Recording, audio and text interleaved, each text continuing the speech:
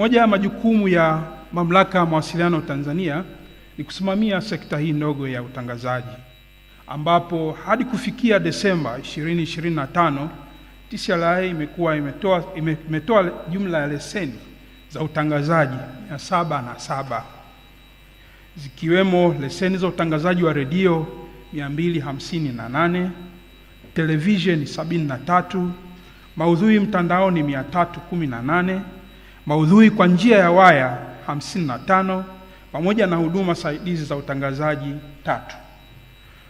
Utoaji wa leseni hizi umewekwa kwa kupanua wigo kwa wananchi wa kutoa na kukusanya habari, ikiwa ni pamoja na kuelimisha na kuburudisha.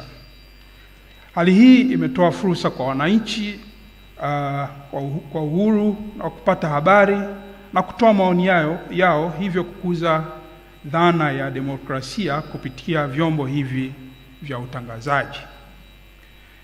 Katika mwaka wa fedha 2024/25, TCRA iliendesha mafunzo kwa waandishi wa habari wapatao 2054 yaliyofanyika nchini kote.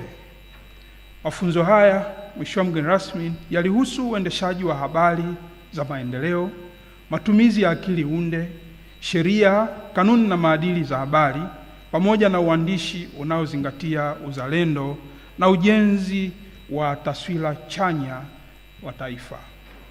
Kadhalika, katika mwaka wa fedha 2025/2026, TCRA iliendesha mafunzo kwa waandishi wa habari 1071 katika mikoa mbalimbali nchini.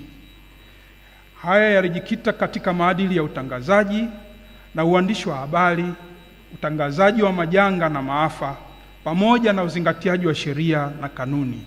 Mafunzo haya ni jitihada ya kuwajengea uwezo wa waandishi wa habari kufanya kazi zao kwa weledi na kwa kuzingatia taaluma ya uandishi katika zama hizi za kidijitali. Na Mheshimiwa mgeni rasmi, mafunzo haya yote yaligharamiwa na serikali kupitia Mamlaka ya Mawasiliano Tanzania.